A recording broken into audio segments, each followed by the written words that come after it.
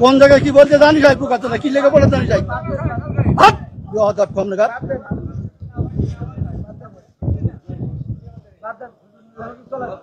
একদম বাস্ত করে দেবো চোখ একদম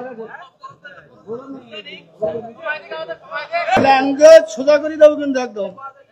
বিহার লোক কম নাগাদ ভগর ভগর করতে যাবি খাবার দেবো একটা চোখ বাস্ত করে দেবো কিন্তু একদম আমি প্রশ্ন করলাম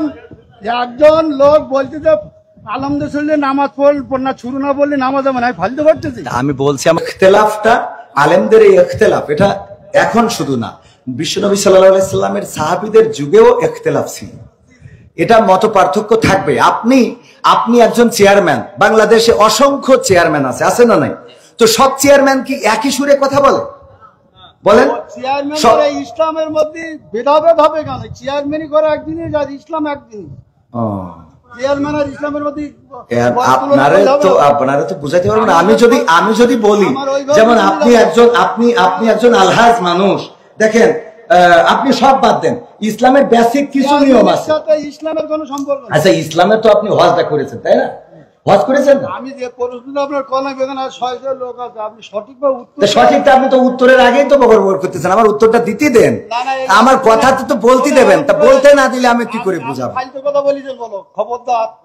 ল্যাঙ্গুয়েজ সোজা করেন না সোজা করে দেবো কিন্তু একদম ল্যাঙ্গুয়েজ সোজা করে বলেন আমি বলছি আমার কথা তো বলতে দেবেন ল্যাঙ্গুয়েজ সোজা করে দেবো হ্যাঁ আসসালামু আলাইকুম ওয়া রাহমাতুল্লাহ দর্শক এতক্ষণ আপনারা যা দেখলেন অবস্থা খুবই ভয়াবহ ছিল সে সময় কবির বিন সামাদের আপনারা কে না চেনেন সে কিন্তু হাসিনার সাথে কথা বলে ঠিক আছে তাহলে দেখেন এইরকম একটা মানুষ যার কোনো এলেমই নাই বললেই চলে এলেম নেই বললেই চলে দিনী এলেম নেই ঠিক আছে যদি দিনী এলেম থাকতো তাহলে ওই মুরব্বী জিজ্ঞাসা করেছিল যে সূরা ফাতিহা ইমামের পিছনে পড়বো কি না এটা জিজ্ঞাসা করেছিল সে বলছে যে এটা ইখতিলাফ মাসালা এটা সাহাবীদের মধ্যেও মতামত ছিল কিন্তু আসলে না সূরা ফাতিহা নিয়ে কোনো ইখতিলাফ ছিল না প্রত্যেকটা সাহাবী ইমামের পিছনে সূরা ফাতিহা পড়েছিলেন আপনি সহিহ মুসলিমে খুলে দেখবেন যখন আবু হুরায়রা রাদিয়াল্লাহু তাআলা আনহু বললেন যে লা সালাতা লিমান লাম ইয়াকরা বিফাতিহাতিল কিতাব সূরা ফাতিহা ছাড়া সালাত হয় না সূরা ফাতিহা না পড়লে সালাত সিদ্ধ হবে না যখন এই কথাটি বলেছিলেন তখন ইমাম এই আবু হুরায়রাকে লোকেরা গিয়ে জিজ্ঞাসা করলো যে হে আবু হুরায়রা তুমি যে বললে যে সূরা ফাতিহা ছাড়া সালাত হবে না তাহলে আমরা যখন ইমামের পিছনে থাকব তখনও কি সূরা ফাতিহা পড়ব তখন আবু হুরায়রা রাদিয়াল্লাহু তাআলা আনহু বলেছিলেন যে হ্যাঁ তখনও তোমরা সূরা ফাতিহা পড়বে কিন্তু তা চুপি চুপি পড়বে মনে মনে পড়বে সূরা ফাতিহা পড়ার সূরা ফাতিহা না হলে কিন্তু সালাত হবে না এটা মনে রাখবেন সব সময় এই কিন্তু সঠিক উত্তরটা দিতে পারে নাই অথবা দল রক্ষার জন্য বা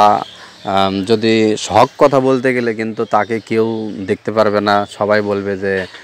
কবির বিন সামাদ আহলে হাদিস হয়ে গেছে ওই জন্য এটার জন্যই হয়তো আমার মনে হয় সে সঠিক উত্তরটি এখানে দেয়নি তো যাই হোক আল্লাহ সবাইকে হেদায়েত দিক আসসালামু আলাইকুম ওয়া রাহমাতুল্লাহ